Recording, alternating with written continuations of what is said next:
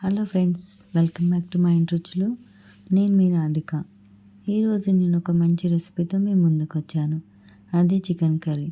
చాలా టేస్టీగా వచ్చిందండి, చాలా బాగా వచ్చింది. నేను ఈ వీడియోలో చూపించిన విధంగా మీరు చేసినట్టయితే చాలా టేస్టీగా వస్తుంది. ఎలా తయారు చేయాలో చూసేద్దామా?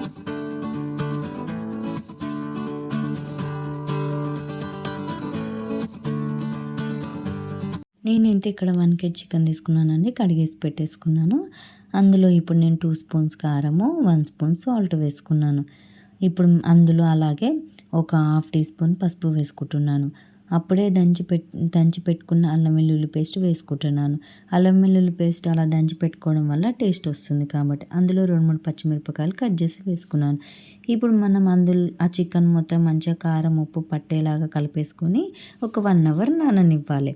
ఇప్పుడు నేను స్టవ్ ఆన్ చేసుకొని కడాయి పెట్టేసుకొని అందులో 1 కప్ ఆయిల్ వేసుకున్నాను. ఇప్పుడు ఆయిల్ హీటెక్కాక అందులో నేను ముందే కట్ చేసి పెట్టుకున్న ఆనియన్స్, పచ్చిమిరపకాయలు రెండింటిని నేను ఆయిల్లో వేసేసుకొని మంచిగా గోల్డెన్ కలర్ వచ్చేలాగా మనం మగ్గనిచ్చుకోవాలి ఒక 10 మినిట్స్ వరకు.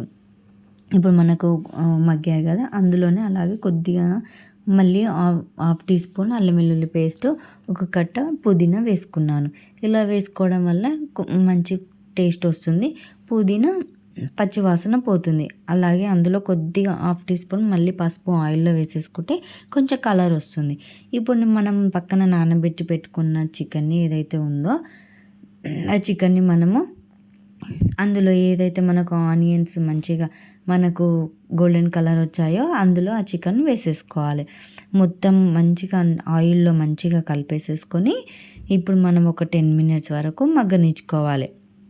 ఇలా మగ్గడం వల్ల కారం ఉప్పు మంచిగా వాటికి పట్టేస్తుంది కాబట్టి ఒక 10 మినిట్స్ వరకు ఇప్పుడు మనం మంచిగా మగ్గనిచ్చుకున్నాం కదా, ఒక్కసారి మళ్ళీ కలిపేసేసుకొని మనం ఒక 2 మినిట్స్ వరకు అలా కలిపేసేసుకొని పెట్టుకోవాలి.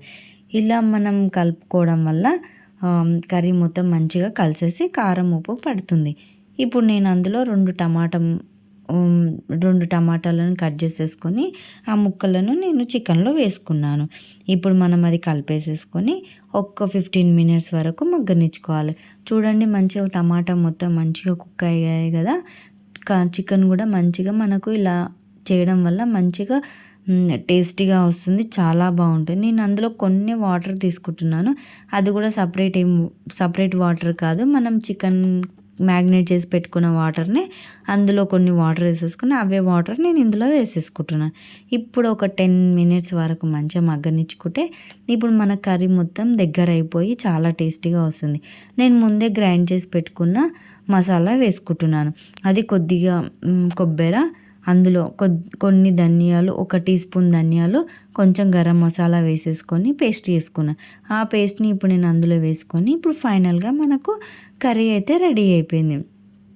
చాలా ఈజీ అండి, చాలా అంటే ఫస్ట్ టైం చేసిన వాళ్ళకైనా కూడా చాలా ఈజీగా వస్తుంది, చాలా టేస్టీగా ఉంటుంది, చాలా బాగుంటుంది. ఒక్కసారి మీరు ట్రై చేయండి, చాలా టేస్టీగా ఉంటుందండి. ట్రై చేసి ఎలా ఉందో నాకు కామెంట్ బాక్స్లో కామెంట్ చేయండి. ఇప్పుడైతే మనకు కర్రీ అయితే మంచిగా రెడీ అయిపోయింది. చూడండి, మనకు మంచిగా ఉడికేసింది కదా, పీసెస్ కూడా మంచిగా ఉడికేసినాయి. ఇప్పుడు ఫైనల్గా మనం స్టవ్ ఆఫ్ చేసుకొని సర్వ్ చేసుకుందాము. చూడండి, ఫైనల్గా అయితే చికెన్ కర్రీ అయితే రెడీ అయింది, చాలా టేస్టీగా వచ్చిందండి, చాలా బాగుంది. మీరు కనుక నా వీడియో ఫస్ట్ టైం చూసినట్టయితే లైక్ చేయండి, షేర్ చేయండి, సబ్స్క్రైబ్ చేయండి. Thank you for